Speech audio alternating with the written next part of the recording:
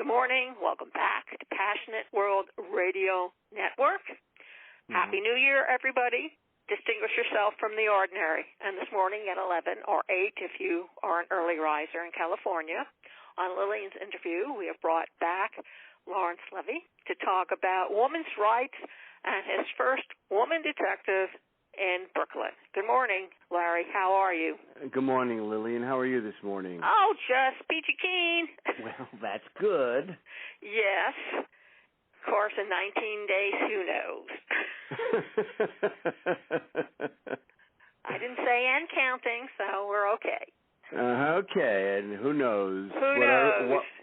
What lies in our future. That's right. I want it to remain as murky as possible. So whatever light comes out of the gloom may be red, green, or orange. Proceed with caution. Well, it could be very orange. We'll see. Yes, absolutely. So I think it's important to talk about women's rights in the respect that, you know, the books that I've been writing about Mary Handley, a real person in the late 19th century, was a woman who was fighting for her women's rights back when they were less than we have now, and yet people are talking now about pulling back women's rights. So it is, I think it is important to have this issue on the table. My character, Mary Handley, for instance, she was not allowed to have, women were not allowed to have certain professions like detective, which is what she eventually became, and she fought to become one and proved herself. Men thought of women as just, you know, people who bore children and took care of them and were nothing more than an appendage to them, and she didn't believe that. And she wanted to be her own woman, not the property of somebody else.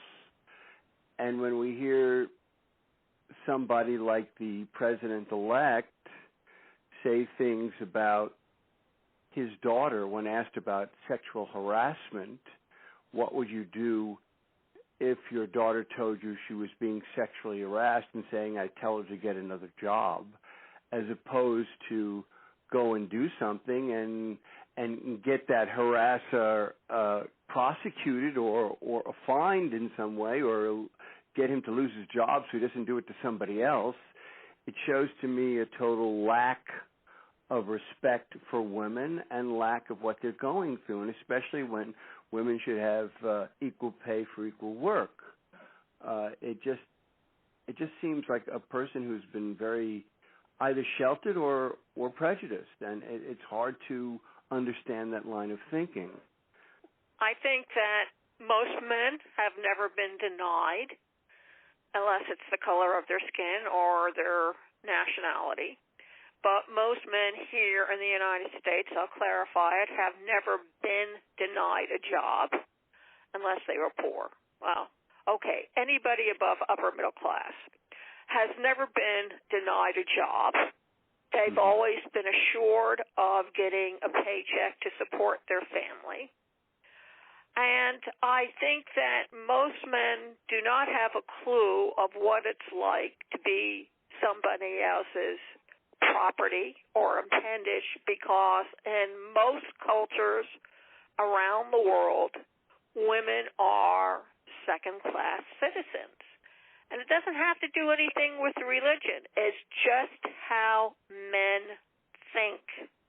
They're stronger, therefore they deserve some respect, therefore the woman should be subservient to it, and so it goes. And one of the things that really bothers me about somebody like that, and it can be anyone, is that he doesn't want a confrontation.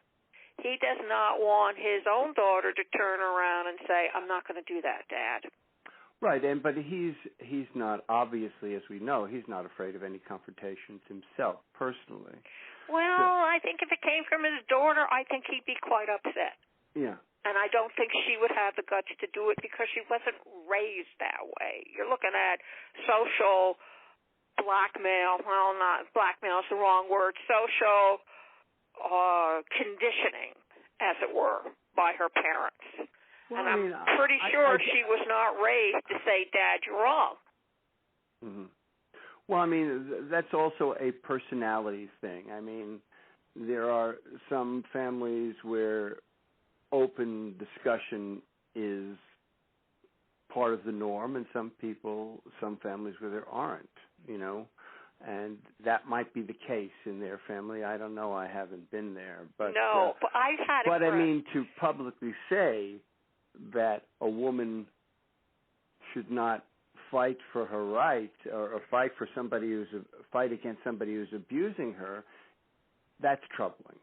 Yes, it is. And it's even more troubling when someone in the 21st century says to the social world at large, we need to take back some of the rights that we have given our women because it's the right thing to do. Right. Well, maybe in his world, but not in my world. And if they want the type of world in which they're trying to enrich themselves on, then they cannot rescind the rights of women and expect this work to be done. Right. And, for instance, in my books, in Second Street Station and also in Brooklyn on Fire, I have Mary coming up against some very powerful men like Thomas Edison and J.P. Morgan and Andrew Carnegie. And she's the type of person who, when she needs to get something from them, she won't contest anything, because of her job as a detective. But she also is the type of person who, when that isn't at stake, will put people in their place if they say something that is off-putting about women. She will quip back and is quite witty and can do those things. And it shows a lot of, for lack of a better word, spunk or gumption of a woman in that era to do that, because women didn't do that then. And Mary is that type of person who won't put up with being put down. I think that my grandmother was born and raised during that period, late 1890s into the 20th century. And when I asked her where she got her uppance, she kind of looked at me and she said, basically, you get tired. And when you get tired enough, you stand up and do something about it. Mm-hmm.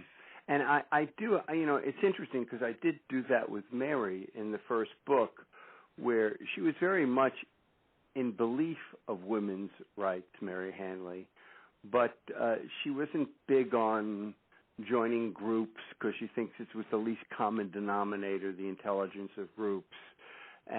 But by the end of, what she learns in the first book is that there's power in groups, and that it's something that she needs to do, because if they're ever going to get anything accomplished, people have to somehow get together and show them that there's more than one person who's upset at the status quo. And that more than one person is willing to put their life on the line. Right.